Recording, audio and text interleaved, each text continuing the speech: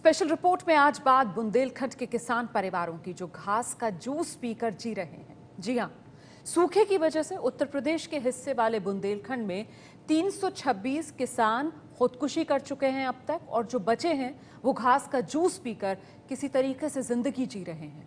बुंदेलखंड के अलग अलग इलाकों से एबीपी संवाददाता रविकांत की एक्सक्लूसिव रिपोर्ट देखिए आप। घास का जूस और उस घास के जूस के सहारे जिंदगी की टिमटिमाती लौ को बुझने से बचाना।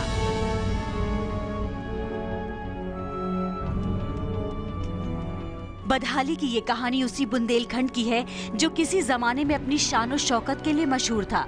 आज सूखे की वजह से बुंदेलखंड के ज्यादातर किसानों की ये हालत हो गई है कि वो घास के जूस के सहारे जिंदगी की डोर को टूटने से बचा रहे हैं। सामने जो भोजन है वो आप देख सकते हैं कि क्या भोजन इस वक्त हो रहा है सूखे के दौर में। यहाँ बथुआ है, सूखा हुआ बथुआ, और इसमें नमक डाल करके सालन बना करके यहाँ खाया जाता है, और कभी कभी अगर मिर्च मिल जाती है तो मिर्च भी डाली जाती है। अब सुनिए कि जिस बथुआ के जूस को पीकर ये लोग जी रहे हैं वो होता क्या है।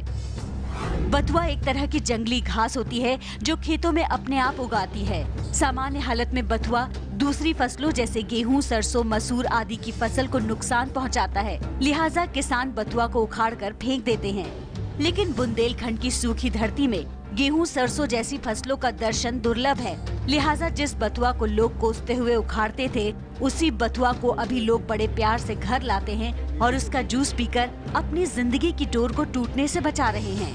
दूध कब पिया था आपने? पिछले दूध नहीं पीता ही, नन्या दूध। और जो ये छोटे बच्चे हैं इनको दूध मिलता है?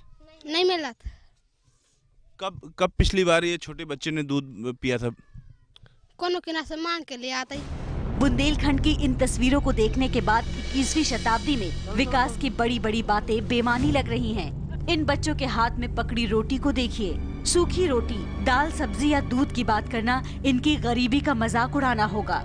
सूखे ने कमर तोड़कर रख दी है बुंदेलखंड के किसानों की। लगातार तीसरे साल सूखा पड़ा है बुंदेलखंड में, और इस सूखे का सुसाइड इफेक्ट साल 2015 में 326 किसानों ने जिंदगी से निराश होकर मौत को गले लगा लिया। महोबा का रहने वाला नरेंद्र पहले कर्ज के जाल में फंसा हुआ था। उस पर से पिछले साल उसने अपनी भांजी की शादी के लिए भी कर्ज ले लिया। कर्ज लेते वक्त सोचा था कि फसल तैयार होने पर महाजन को कर्ज चुका दूंगा, लेकिन बारिश ने धोखा दे दिया। उधर कर्ज चुकाने का दबाव बढ़ता जा रहा था। परेशान होकर नरेंद्र ने जहर पीकर जान देने की कोशिश की, लेकिन गांव वालों ने वक्त रहते उसे अस्पताल पहुंचा दिया। परिस्थिति सर, मेरे पास में कर्ज था, वहाँ मैंने अगली साल भांजी की शादी की थी, तो उस वजह से मतलब कर्ज ज्यादा हो गया मेरे पास। 1.5 लाख रुपए है सर। बस यही कारण है मेरा मतलब आत्महत्या करने का। मुझे टेंशन दिमाग में चढ़ गई कि अब कहाँ से मतलब भरपूर करूँगा, मतलब पूर्ति करूँ इसकी कर्ज की।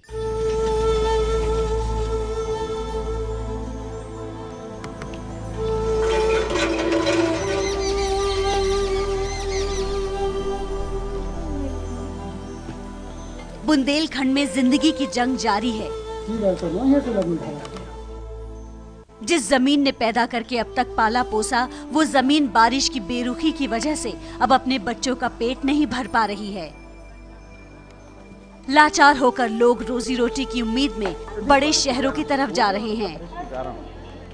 बुंदेलखंड के जिलों से ज्यादातर जो लोग हैं वो पलायन कर रहे हैं, और झांसी के इस रेलवे स्टेशन से जम्मू, दिल्ली और पंजाब को जाने वाली ट्रेनों में भर भर के रोज आजकल जा रहे हैं।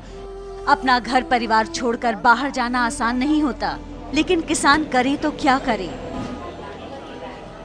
सूखे के वजह से जा रहे हैं। सूखा पड़ा है, बारिश हुई नहीं है, हाँ, बेरोजगार हैं, काम धंधा है नहीं है, इसलिए रोजगार के लिए जा रहे हैं। दिल्ली, जम्मू तभी जाते हैं। सूखे की मार झेल रहे किसानों की बदहाली 90 के दशक के बाद और बढ़ गई।